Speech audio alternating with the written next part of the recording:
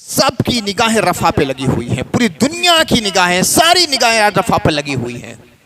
रफ़ा रफ़ा रफ़ा, हर तरफ यही आवाज़ सुनाई जा रही है। हमारी बस्तियों में बस खामोशी है तो खामोशी है। कहीं ऐसा ना हो कि हमारा हिंदुस्तान भी वही मंजरनामा पेश कर दे जो दुनिया के कई ममालिक में देखा जा रहा है। आवाज़ें आना शुरू हो चुकी हैं अभी से। साफ कहा जा रहा है कि 4 जून के बाद बहुत कुछ हो रहा है। उस बहुत कुछ को आप महसूस ना करें तो आपको जिंदा रहने का कोई हक नहीं है। देखना परसों क्या होता है। चल रहा है गजा, चल रहा है फिलिस्तीन, और हम गादी मियाँ के मेला मनाने में लगे रहेंगे।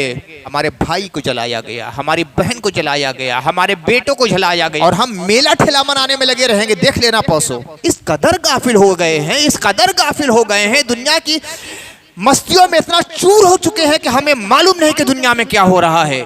और हम इससे भी गाफिल हो गए कि हमारे साथ क्या होने वाला है। मुसलमान का ज़मीर इतना मर चुका है। हमारे मुस्तफ़ा ने कहा था कब्रों पर बैठना मत, कब्रों की बेहुरमती मत करना। फरमाया था अल्लाह के नबी सल्लल्लाहु अलैहि वसल्लम ने कि आग की चीज से कब्रों को दूर रखना, कि कब्र के लोगों को उससे तकलीफ और अजियत होती है। कि पकौड़ी के चूल्हे जलाए जाते थे इन कब्रों पर, न जाने कितने करोड़ रुपये खर्च हो जाते हैं गादी मियाँ के मेला के नाम पर खुराफात में। वो सैयद सलार मसूद गाजी जिन्होंने इस्लाम की बका और तहफ़्फ़ुज़ के लिए, इस्लाम के इरशाद के लिए, इस्लाम की तबलीग के लिए, इस्लाम की दावत के लिए अपनी जान को कुर्बान कर दिया 18 साल की उम्र में। ऐसे अजीम शहीद, उनके बारे में इतनी खुराफात। उनकी शादी रचाने पर हम तुले हुए हैं, शादी करा के रहेंगे। हर साल हम शादी रचाने पर गादी मियाँ का बिया हो रहा है, गादी मियाँ का बिया हो रहा है। पूरी दुनिया में मुसलमान मारे जा रहे हैं, काटे जा रहे हैं, बर्बाद किए जा रहे हैं। हिंदुस्तान में इनके सरों पे तलवार लटक रही है और हम मेला ठेला में लगे हुए हैं। बंद कीजिए इन खुराफात को और पूरे बराबर इसको अलमाइश के लिए खड़े हो जाएं, आवाज से आवाज मिलाएं, पाम उनका साथ दें, खवास उनका साथ दें, सरदार साहिबान उनका साथ दें, मोहल्ले के मौजूद लोग उनका साथ दें, नौजवान उनका साथ दें। बहुत खुशी की बात यह है कि हमारा नौजवान तबका बेदार होने लगा है।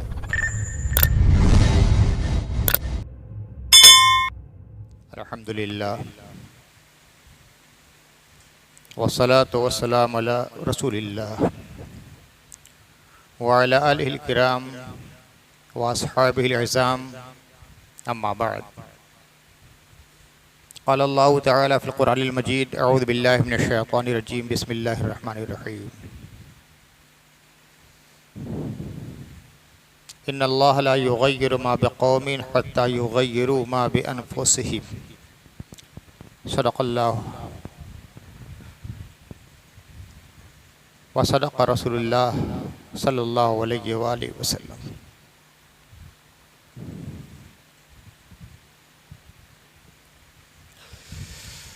हज़रात, गर्मी अपने पूरे शबाब पर है। ऐसा महसूस होता है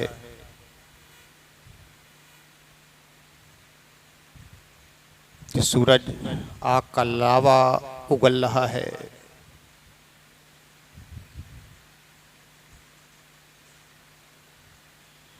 जमीन से शोले निकल रहे हैं,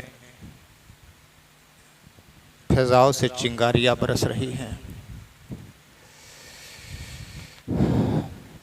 कमरे में कूलर और पंखा खोलने के बावजूद भी चैन नहीं। पानी पे पानी पीते रहिए, प्यास नहीं बुझती। नहाने के बाद भी बदन को सुकून नहीं मिलता। बाहर निकलिए तो लगता है कि पूरा बदन झुलस जाएगा।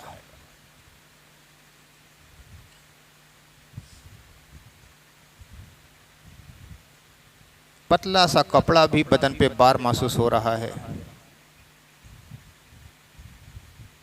हर आदमी, मर्द हो, औरत हो, बच्चे हो, जवान हो, सब बेचैन हैं, परेशान हैं, मुस्तरिब हैं। मगर सोचिए रफ़ा के उन शहीदों के बारे में।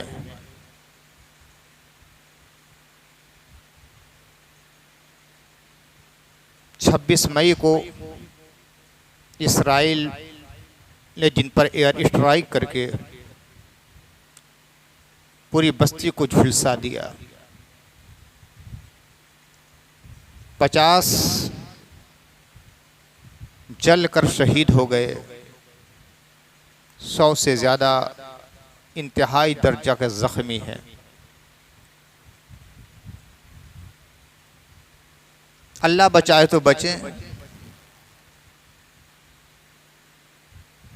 दवा नहीं है, मरहम नहीं है, इलाज का सामान नहीं है। इलाज होगा भी तो क्या होगा। खुदा ना खास्ता अगर एक बच्चा किसी वजह से जल जाता है, पूरा घर बेचैन होता है, लेकर लोग हॉस्पिटल में घूमते हैं, दौड़ते हैं, उसका इलाज मुआलजा करते हैं। तसव्वुर करो रफ़ा के अपने उन भाइयों बहनों के बारे में जो पूरा का पूरा घर जिन्हें जला दिया गया है। कौन ले जाएगा हॉस्पिटल? हॉस्पिटल में है क्या? लगाने के लिए मरहम नहीं, इंजेक्शन नहीं, दवा नहीं, पानी के लिए, पीने के लिए पानी नहीं है। कैसा तड़प रहा होगा बदन। बिजली भी नहीं है कि उन्हें कुछ सुकून दिया जा सके। कैसी कुस्म-पुर्सी की जिंदगी है। लेकिन आलमी हालात को देखने के बाद ये लगता है कि आज भी दुनिया में इंसानियत जिंदा है और हर मजहब के मानने वालों में इंसानियत जिंदा है। शायद हिंदुस्तान का माहौल ऐसा बना है कि बहुत से लोग इन हालात से आज वाकिफ नहीं हो पा रहे हैं। पूरी दुनिया में प्रोटेस्ट हो रहा है, एहतजाज हो रहा है। अमेरिका में एहतजाज हो रहा है। इसराइल का जो सबसे बड़ा सरपरस्त अमेरिका, वहां एहतजाज हो रहा है। लोग सड़कों पर निकल आए हैं। कॉलेजों में, स्कूलों में, यूनिवर्सिटियों में एहतजाज हो रहा है। 1000 से ज़्यादा लोग गिरफ्तार हुए हैं। ब्रिटानिया में एहतजाज हो जाए, जो इसराइल का बहुत बड़ा हामी है। फ्रांस में एहतजाज हो रहा है, जो इसराइल को असलहा सप्लाई करता है। सड़कों पर लोग भरे हुए निकल आए हैं। इंसानियत का कत्ल हो रहा है। इंसानों का कत्लेआम हो रहा है। रोका जाए इस सिलसिले को। दबाव बनाया जा रहा है इसराइल पर। हद ये है कि फ्रांस में पार्लियामेंट की मीटिंग चल रही थी। 2 मेंबर्स ने इसराइल फिलिस्तीन का झंडा दिखलाया और अपना एहतजाज दर्ज किया। निकाल दिया गया पार्लियामेंट से। लेकिन पार्लियामेंट से निकलने के बाद मैं दाद दूंगा उनके जज्बात की और उनकी जुर्रत की और उनकी होशमंदी की और उनकी बहादुरी की और उनकी शजात की कि निकलने के बाद वो उन सड़कों पर गए जहां एहतजाज हो रहा था। उनके साथ मिलकर उन्होंने एहतजाज किया कि इसराइल जुल्म कर रहा है, इस जुल्म को रोका जाए। आलमी अदालत ने फैसला सुना दिया। इसराइल फौरन इस जुल्म पर बरगत को रोके, अपना हमला रोके और गज़ा के इलाकों को और फिलिस्तीन के दूसरे इलाकों को फौरन छोड़े। मगर इसराइल मानने के लिए तैयार नहीं। बिल्कुल ताज़ा वाक़यात मैं बतला रहा हूँ। जब भी 26 मई का वाक़या है, आज 31 मई है, 4-5 रोज पहले का यह वाक़या। आप थोड़ी सी गर्मी से परेशान है, वहां जला दिया गया है रफ़ा की बस्ती के लोगों को। रफ़ा की वो बस्ती कैसी थी? गज़ा में जब इसराइल ने हमला किया, 8 महीने से हमला हो रहा है। ये समझ लीजिए कि रीछ और बकरी का मुकाबला है। क्या है फिलिस्तीनियों के पास? क्या है गज़ा के लोगों के पास? कुछ नहीं। और इसराइल दुनिया की एक अजीम ताकत है, एटमी ताकत और बड़ी ताकतों का पूरा सहारा। अमेरिका का सपोर्ट है, फ्रांस का सपोर्ट है, ब्रिटानिया का सपोर्ट है, यूरोपीय ममालिक का सपोर्ट है। हथियार का अंबार लगा हुआ है। कोई मुकाबला है? पूरा गज़ा वीरान हो चुका है। मकानात का वजूद नहीं है। स्कूल हो, हॉस्पिटल हो, मराकिज हो, सब खत्म हो चुके हैं। लुटे पटे कटे हुए लोग गजा से निकले, रफा में आए, कपड़े के खैमे, चमड़े के खैमे बनाकर उसी में रह रहे थे। मकान नहीं है वहां, खैमे है। उन खैमों पर हमला किया गया। 26 मई को इसराइल ने हमला किया। हर तरफ आग ही आग का मंजर नजर आ रहा था। 50 लोग फौरन शहीद हो गए। ज्यादातर बच्चे हैं, औरतें हैं। 100 से ज्यादा लोग शदीद तौर पर जख्मी हैं, जिनके इलाज के लिए कोई सामान नहीं है। पूरी दुनिया में एहतजाज हो रहा है।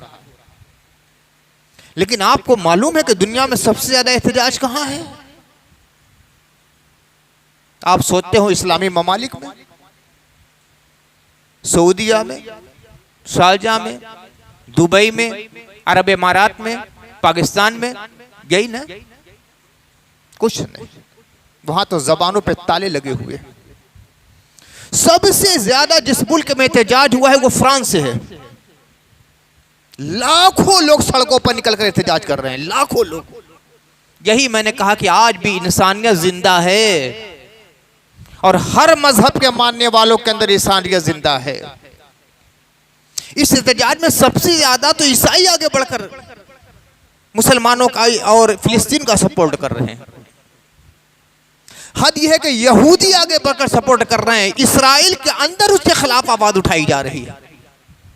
इसराइल के अंदर इसराइल के खिलाफ आवाज उठाई जा रही है। नेतन्याहू के खिलाफ आवाज उठाई जा रही है। कहते हैं कि शहीदों का खून जरूर रंग लाता है। वक्ती परेशानियां होती हैं, मुसीबतें आती हैं, घर उजाड़े जाते हैं, जान का नुकसान होता है, माल का नुकसान होता है, इक़्तिसादी नुकसान होता है, मगर शहीदों का खून रंग जरूर लाता है। ये रंग ही तो ला रहा है कि जो ममालिक सपोर्टर हैं इसराइल के, वहां के रहने वाले, वहां के बाशिंदे, वहां के साकिनान इसराइल के खिलाफ प्रोटेस्ट कर रहे हैं, एहतजाज कर रहे हैं, धरना दे रहे हैं, प्रदर्शन कर रहे हैं।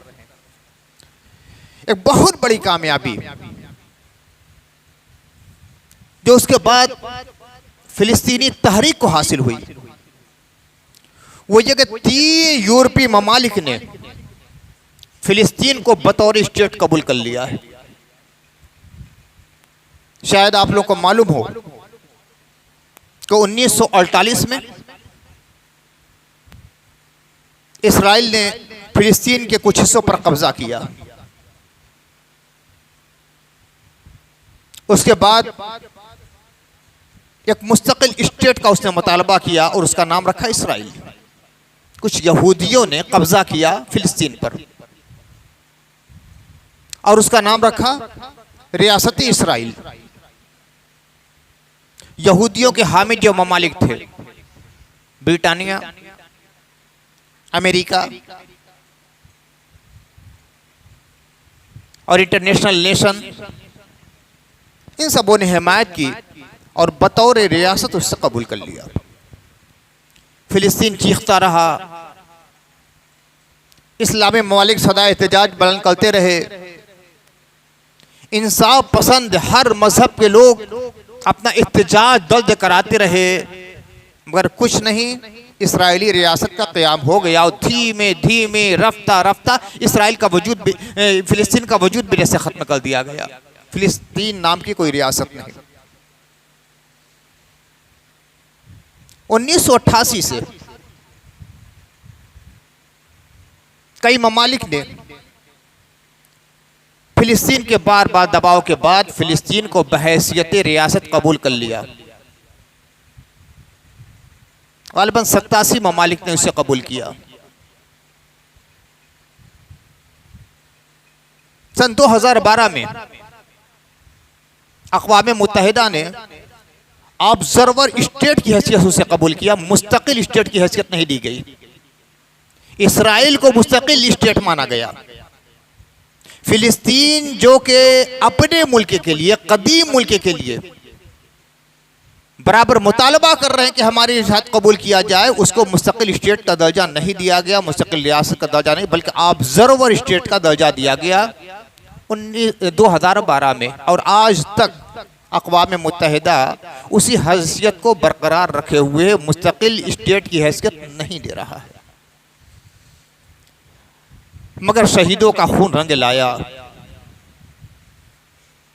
3 यूरोपीय ममालिक ने हफ्ता अर्सा कबल फिलिस्तीन को बहैसियत स्टेट कबूल कर लिया। Norway, Ireland, Spain. भौचाल मच गया दुनिया यहूदियत में। ये क्या हो गया? ये यूरोपीय ममालिक हैं, एशियाई ममालिक नहीं है। पूरा यूरोप फिलिस्तीन के खिलाफ इसराइल का हामी, लेकिन उन्हें यूरोपीय ममालिक में 3 कंट्रीज ने फिलिस्तीन को बहैसियत स्टेट कबूल कर लिया। नॉर्वे है, आयरलैंड है और स्पेन है। ज़माना कैसे कैसे करवटें बदलता है। वही स्पेन था जहां से मुसलमानों को तराश किया गया, कत्लेआम किया गया, स्पेन से निकाला गया, तबाह बर्बादी की एक नई तारीख लिखी गई, मस्जिदों का वजूद खत्म कर दिया गया, जो मस्जिद थे सबको गिरजा घरों में तब्दील किया गया। वही स्पेन आज फिलिस्तीन की हिमायत कर रहा है। वतिलकल अय्याम नुदाविलुहा बैनन्नास, ये अय्याम हैं, इनकलाबी रोजगार हैं जो अपने अपने रंग बराबर दिखलाते रहते हैं। इसराइल ने सख्त एहतजाज किया। इन तीनों ममालिक से अपने सफ़ीर एम्बेसडर बुला लिए वापस, गोया अपना सफारत खाना और सफारत ताल्लुकात खत्म कर दिए। और इनके इसराइल में जो इन ममालिक के सफीर और एम्बेसडर थे, उनके पास तहरीर भेजी, सम्मन भेजा, वजह बतलाओ कि तुम लोगों ने फिलिस्तीन को क्यों कबूल किया। लेकिन वो लोग अपनी बात पे बिल्कुल डटे हैं और कहा कि हम सफारत खाना भी फिलिस्तीन में कायम करेंगे। इंशाअल्लाह इसी तरह राहें हमवार होती रहेंगी, शहीदों का खून रंग लाता रहेगा और दुनिया बतलाती रहेगी कि आज भी इंसानियत जिंदा है। आज मेरी तकरीर नहीं होगी, कुछ शज़रात होंगे, जुदा जुदा अलग अलग मज़ामीन, जो मुस्तकिल तकरीर होती है कि एक सिलसिला मज़मून चलता है, बराबर बढ़ता जाता है। शायद आज उस पर गुफ्तगू ना कर सकूं। एक तो यूं ही मैं लो ब्लड प्रेशर का मरीज़ हूँ, गर्मी में मेरे लिए बहुत मुश्किल होता है गुफ्तगू करना, और हालात ऐसे हैं कि एक मौजू पर नहीं, मुतफर्रिक मौजूआत पर आज मुझे गुफ्तगू करनी है। तो इसराइल के जुल्म सितम की वजह से आज दुनिया थर्रा उठी है, पूरी दुनिया थर्रा रही है। आज पूरी दुनिया में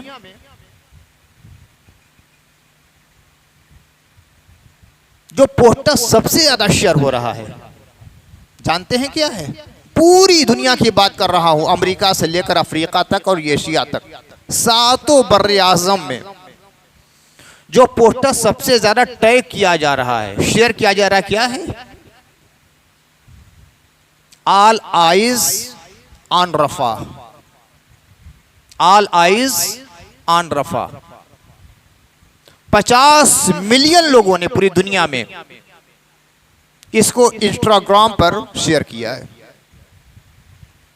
और कई करोड़ लोगों ने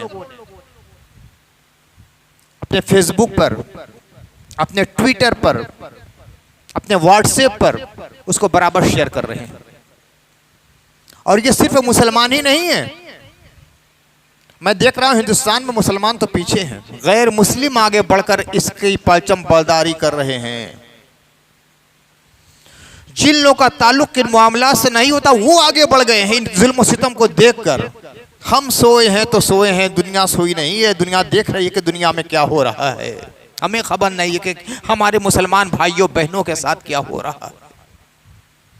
वो फिल्मी अदाकार और अदाकाराएं जिनको इन मामला से ताल्लुक नहीं था वो टैग कर रही हैं, अपने इंस्टाग्राम में लगा रही हैं, ट्विटर पर लगा रही हैं। वो बड़े बड़े खिलाड़ी, दुनिया भर के बड़े बड़े खिलाड़ी इसको शेयर कर रहे हैं, बड़े बड़े सियासतदान शेयर कर रहे हैं, बड़े बड़े इन्वेस्टर्स जो होते हैं वो शेयर कर रहे हैं। यानी एक बहुत बड़ा सानिहा हो गया है, कोई मामूली बात नहीं, क़यामत आई हुई है। हमें कुछ खबर नहीं, हम खाना पीना और मस्त रहना इसी को दुनिया समझते हैं, इसी को जिंदगी समझते हैं कि खाया पिया हमारा कारोबार चल रहा है कि नहीं चल रहा, उसके अलावा कुछ भी हमारी निगाह के सामने मंजरनामा नहीं है। हिंदुस्तान में ये हो रहा है। कितने गैर मुस्लिम फिल्मी अदाकार और अदाकाराएं इंस्टाग्राम पर इन्हें लगा रही हैं, गैर मुस्लिम क्रिकेटर्स लगा रहे हैं, उनकी बीवियां लगा रही हैं। ऑस्ट्रेलिया में, जर्मनी में, हर जगह यह सिलसिला चल रहा है और यही पोस्टर लगाया जा रहा है, ऑल आइज ऑन रफा। सबकी निगाहें रफा पे लगी हुई हैं, पूरी दुनिया की निगाहें, सारी निगाहें आज रफा पे लगी हुई हैं। रफा रफा रफा, हर तरफ यही आवाज सुनाई जा रही है। हमारी बस्तियों में बस खामोशी है तो खामोशी है। अपने को बेदार कीजिए, बेदार कीजिए अपने को। जो क़यामत रफा के मुसलमानों पे टूटी है, आप पर भी टूट सकती है। हिंदुस्तान का मुसलमान आज दो राह पे खड़ा है, ऐसी जगह पर खड़ा है जहां से दो राहें निकलती हैं। एक राह अमन और सुकून की तरफ जाती है, दूसरी राह शर फसाद और गारतगरी की तरफ जाती है।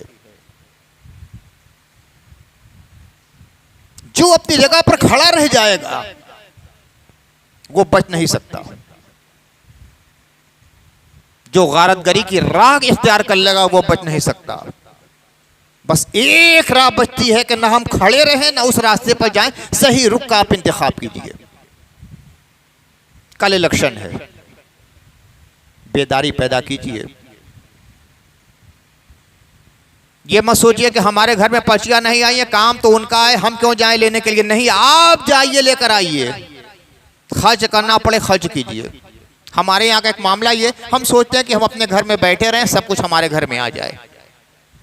शिकवा शिकायत कुछ नहीं हो रहा है, हमारे घर में पर्ची नहीं आई तो आप किस लिए हैं। आगे बढ़िए, काम कीजिए। कल एक एक फर्द को निकलना है वोटिंग के लिए। 100% वोटिंग होनी चाहिए। मैंने बतलाया कि दो राहे पर आप खड़े हैं, कहीं ऐसा ना हो कि हमारा हिंदुस्तान भी वही मंजरनामा पेश कर दे जो दुनिया के कई ममालिक में देखा जा रहा है। आवाजें आना शुरू हो चुकी हैं अभी से। 4 जून के बाद बहुत कुछ होने वाला है। इस बहुत कुछ में बहुत कुछ पोशीदा है। उस बहुत कुछ को महसूस कीजिए, महसूस कीजिए। और अगर इतना भी महसूस ना करें, आपकी हिस्स इतनी भी मर चुकी है, तो आपको जिंदा रहने का कोई अधिकार है नहीं। साफ कहा जा रहा है कि 4 जून के बाद बहुत कुछ हो रहा है। उस बहुत कुछ को आप महसूस ना करें तो आपको जिंदा रहने का कोई हक नहीं है। बेदार होना पड़ेगा, जागना पड़ेगा, गफलत की चादर उठाकर फेंकना पड़ेगा और कल अपने घरों से निकलना पड़ेगा, दोस्तों को निकालना पड़ेगा। हालात बहुत संगीन हो सकते हैं, बहुत संगीन हो सकते हैं। फिर परसों के लिए भी सोचिए। हम लोग का मामला यह है, बेहिस हो चुके, बेहिस हो चुके। जैसे सर्कस का शेर होता है, शायद भूल जाता है कि हम शेर हैं। चाबुक खाते खाते, कोड़ा खाते खाते, मार खाते खाते, भूत के रहते रहते वो बकरी बन जाता है कि सर्कस के जोकर के इशारे पर काम करता है। हम लोग सर्कस के जोकर बन चुके, सर्कस के शेर बन चुके। महसूस कीजिए, हम शेर हैं, शेर। हम अली की औलाद हैं, जाफर तैयार की औलाद हैं, खालिद बिन वलीद की औलाद हैं, सलाहुद्दीन अय्यूबी की औलाद हैं। वक्त ने इतने कोड़े आपको लगाए, इतनी ज़रबे आपको लगी कि आपने अपने को सर्कस का शेर समझ लिया। नहीं, सर्कस का शेर आप नहीं हैं। आप जंगल का वो शेर है जो पूरे जंगल पर हुक्मरानी के लिए होता है। एक हिकायत मैंने पढ़ी थी, गालिबन मौलाना रूम ने अपनी मसनवी में हिकायत लिखी है। एक गडरिया एक शेर के बच्चे को पकड़ लाया। उस गडरिये के पास बहुत सी भेड़ बकरियां थीं। अब उस भेड़ बकरियों के साथ वो शेर का बच्चा पलने बढ़ने लगा। बकरी का दूध पी पी कर आगे बढ़ा, परवान चढ़ा। अब जब भेड़ बकरियां चरने के लिए जाती थी तो उसी के साथ साथ शेर भी जाता था और सोचता था कि हम भी भेड़ या बकरी हैं। मौलाना रूम फरमाते हैं कि एक दिन चलते चलते एक शेर से उससे मुलाकात हो गई। कहा कि बेटे तुम बकरियों भेड़ों के साथ कैसे रहते हो? तो कहा कि मैं शेर कहाँ हूं, मैं तो भेड़ बकरी हूं ना। कहा कि नहीं बेटे तुम शेर हो, शेर।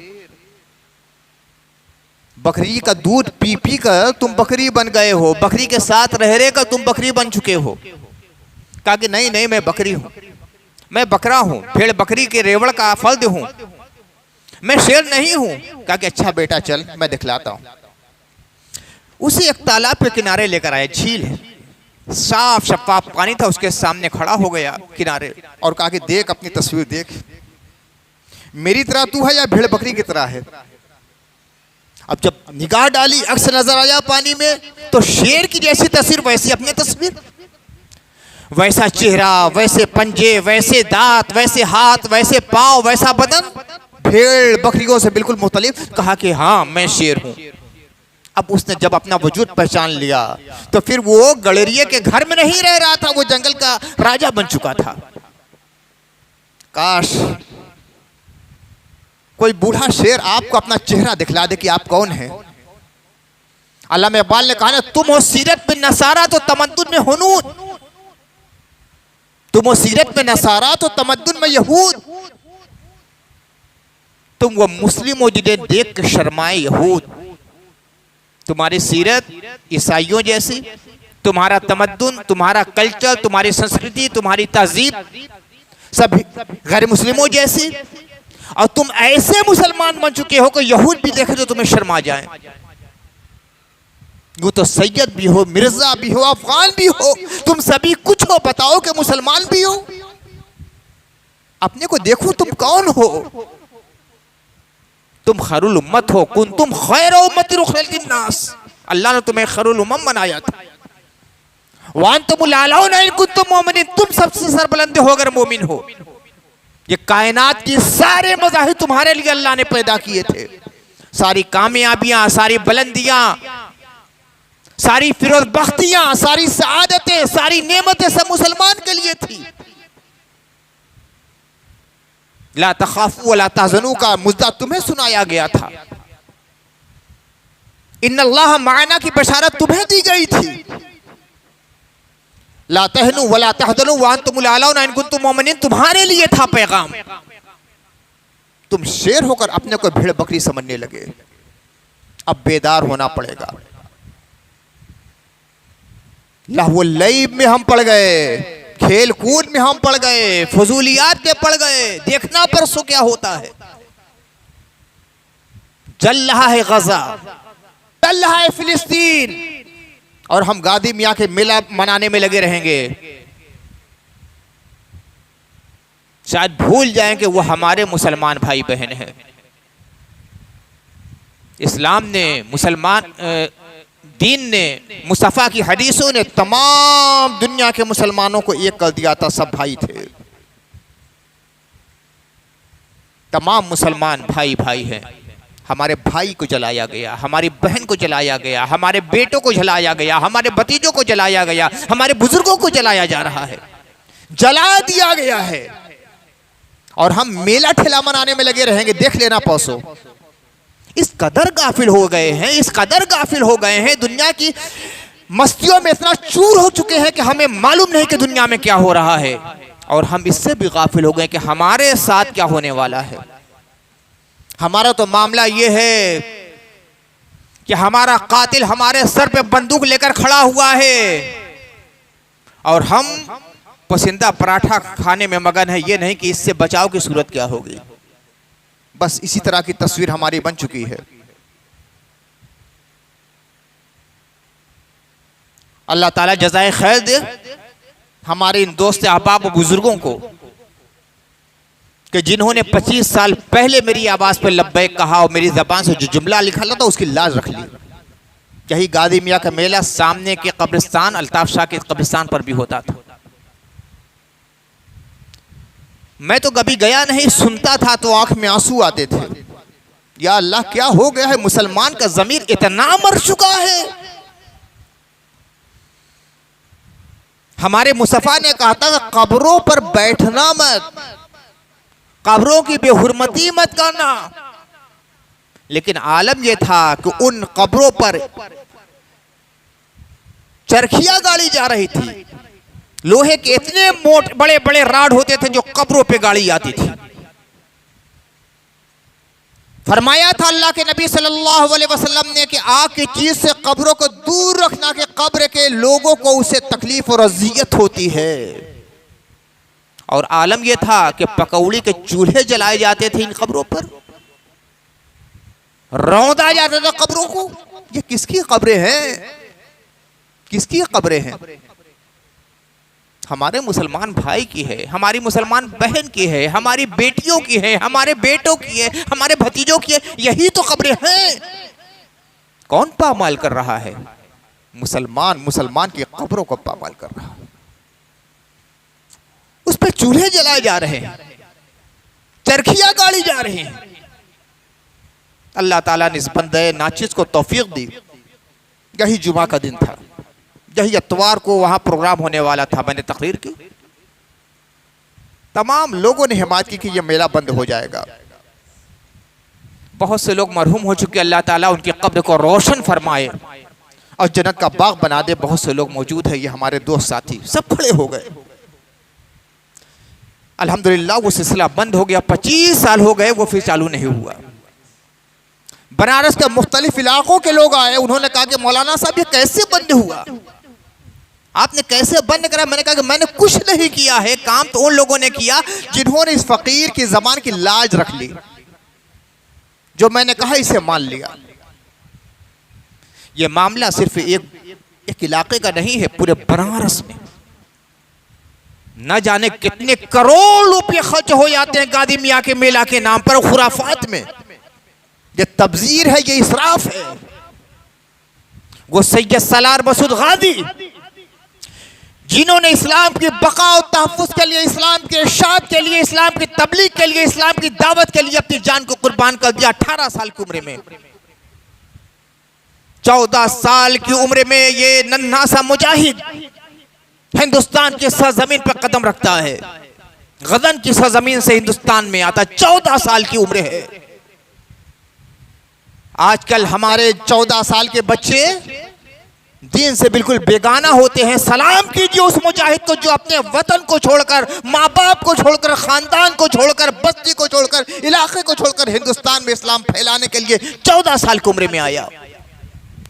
4 साल तक मुसलसल काम करता रहा और 18 साल की उम्र में शहीद हो गया। 1000 से ज्यादा का अरसा हो चुका है। ख्वाजा गरीब नवाज से तकरीबन 200 साल पहले हजरत सैयद सलार मसूद गादी हिंदुस्तान में आए थे। हिंदुस्तान में आज जो इस्लाम का उजाला फैला हुआ है, इन शोहदा और औलिया किराम की बरकतें हैं। ऐसे अजीम शहीद, उनके बारे में इतनी खुराफात, उनकी शादी रचाने पर हम तुले हुए हैं, शादी करा के रहेंगे। कितनी तकलीफ होती होगी उनकी रूह को, कितना सदमा पहुंचता होगा कि ये हमारे कैसे अकीदतमंद हैं। ये अकीदत है क्या इन हजरात की तौहीन है? शादी नहीं की जिन्होंने, अपनी जान को अल्लाह के लिए कुर्बान कर दिया। हर साल हम शादी रचाने पर गादी मियाँ का बिया हो रहा है, गादी मियाँ का बिया हो रहा है। हद हो गई है गफलत की, हद हो गई है जहालत की। अब तो गफलत को खत्म कीजिए। अब तो इल्म का उजाला आ गया है। बड़ों ने जो किया किया, माफ अल्लाह ताला उन्हें करे। कम से कम आप तो बेदार हो जाइए कि गादी मियाँ के नाम पर अपने घर में भी हम कोई तकरीब नहीं करेंगे। जब तक पूरी तरह से खत्म नहीं किया जाएगा, यह सिलसिला खत्म नहीं होगा। पूरी दुनिया में मुसलमान मारे जा रहे हैं, काटे जा रहे हैं, बर्बाद किए जा रहे हैं। हिंदुस्तान में इनके सरों पे तलवार लटक रही है और हम मेला ठेला में लगे हुए हैं। वो बड़े बड़े स्पीकर, वो लाउड स्पीकर, शोर हंगामा, गाने की वो आवाजें कि उस इलाके के लोगों के लिए सोना दूभर हो जाता है।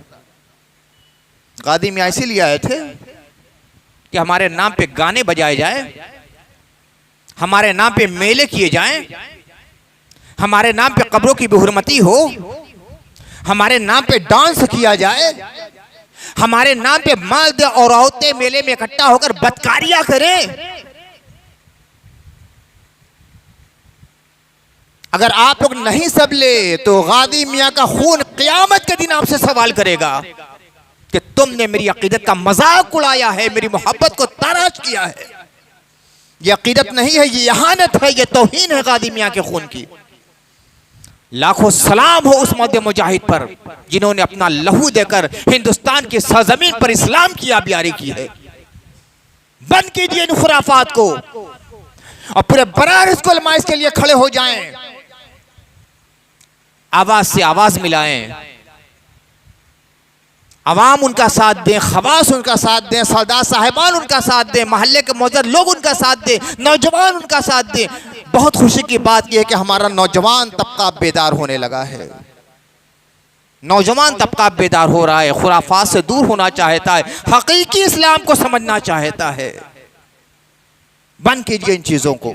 मेला ठेला, शादी ब्याह, गादी मियाँ का ब्याह हो रहा है और वो खुराफात, कोई हाथ चढ़ा रहा है चांदी का, कोई पैर चढ़ा रहा है चांदी का, कोई मुर्गा काट रहा है गादी मियाँ के नाम का। क्या हो रहा है? न जाने कितनी शिरकिया चीजें हो रही हैं इन मुजाहिदीन इस्लाम के आस्थानों पर।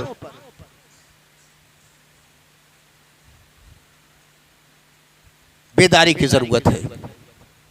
गफलत की चादर को उतार कर फेंक दीजिए, मुसलमान बन जाइए। मुसलमान पहचानिए कि हम कौन हैं।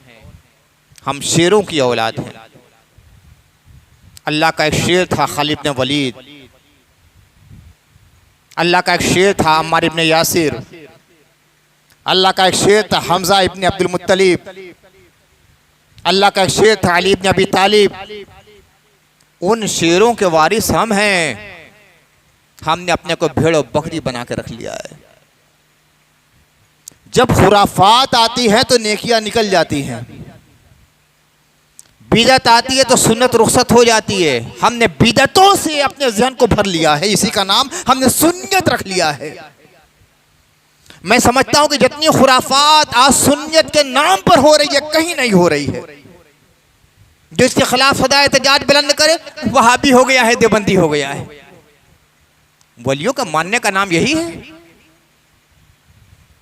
शहीदों से मोहब्बत यही मुतालबा करती है। इसी के लिए सैयद सलार मसूद गाजी आए थे। जो कारवां चला था हजरत सैयद सलार मसूद गाजी का, उसमें से बहुत से अफराद को उन्होंने बनारस में भेजा था। हजरत फखरुद्दीन शहीद बाबा, हजरत गाजी मियाँ, हजरत मीर बाकिर जिनके नाम से बकरिया कुंड है, हजरत मीर जाहिद, मोहम्मद शहीद बाबा, जन्नत शहीद बाबा, अज़गैब शहीद बाबा, ये सब उसी ज़माने की यादगारें हैं। हिंदुस्तान के अलावा बनारस में जो इस्लाम फैला है तो हजरत सलार मसूद गाजी के साथ रहने वालों की देन है। इन सबों ने अपनी जान का नजराना पेश किया और हमारे अकाबिर तक इस्लाम पहुंचाया। हम मुसलमान हुए, वरना हमें कलमा पढ़ना ना आता। जिन्होंने हमें कलमा पढ़ना सिखाया, नमाज के तरीके बतलाए, अल्लाह से आगाह किया, रसूल से रोशनास किया, उनके नाम पर खुराफात कर रहे हैं। अल्लाह के अलावा किसी के नाम पे कोई चीज कुर्बान नहीं की जा सकती, वरना शिर्क है। शिर्क, कुर्बानी सिर्फ अल्लाह के नाम से। लेकिन क्या हो रहा है गादी मियाँ के मजार के पास? गादी मियाँ के नाम पे काले मुर्गे काटे जा रहे हैं। एक भीड़ लगी रहती है और ये गुमराह मुजावर चंद बोटी गोश्त के लिए, चंद सिक्कों के लिए अवाम को गुमराह करते हैं।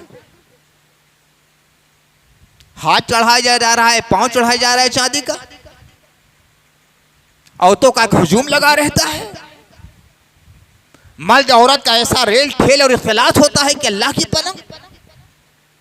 और हम समझते हैं कि इसी का नाम सुन्नियत है। सुन्नियत से इसका दूर का भी ताल्लुक नहीं, ये ज़लालत है, ये गुमराही है, ये बदअक़ीदगी है। अक़ीदा ये है, सुन्नियत ये है कि उन बुजुर्गों से सच्ची मोहब्बत की जाए और उनका जो मिशन था दावत इस्लाम का, तबलीग इस्लाम का, इहयाए इस्लाम का, हिफाजत इस्लाम का, तारीक नामूसे रसूल का, उस तहरीक को आगे हम बढ़ाया जाए, ये उनसे सच्ची मोहब्बत है। इस्लाम के सच्चे पैरोकार बने, सुन्नत के आमिल बन जाएं। तो आज तकरीर के 3 पॉइंट से खास थे।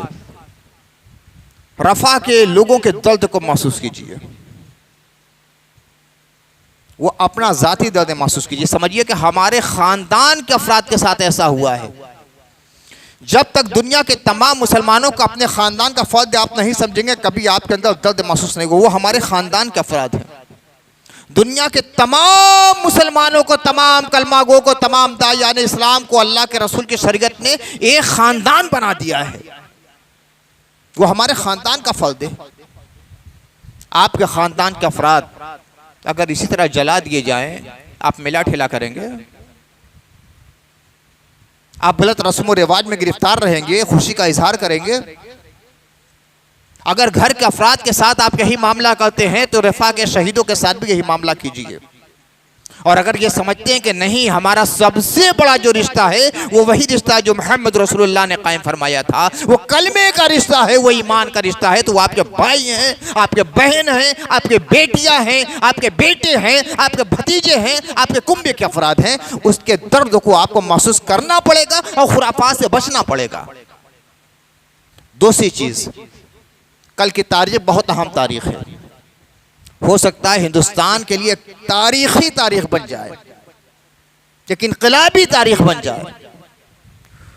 उसकी अहमियत को आप महसूस कीजिए। तीसरी बात, ये गाजी मियाँ के नाम पर जो खुराफात हो रही है, इसको मुकम्मल बंद करने की कोशिश कीजिए। ये मत सोचिए हमारे करने से क्या होगा, हमारे करने से क्या होगा। अगर पूरा मोहल्ला कर रहा है, हम एक आदमी नहीं जाएंगे तो क्या फर्क पड़ेगा। कम से कम अल्लाह की बारगाह में आपसे तो उसके बारे में बात पूछ नहीं होगी। 1 से 2, 2 से 4, 4 से 8, 8 से 10 होते हैं।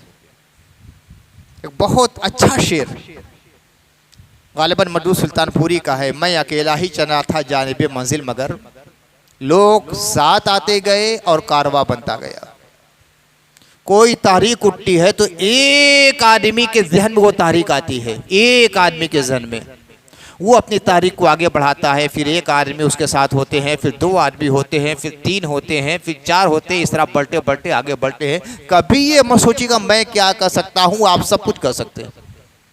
अपने अंदर हौसला पैदा कीजिए, अपने अंदर हिम्मत पैदा कीजिए। कम से कम ये जज्बा पैदा कीजिए कि जो खुराफात हो रही है गाजी मियाँ के नाम पर, कम से कम हम अपने घर नहीं होने देंगे।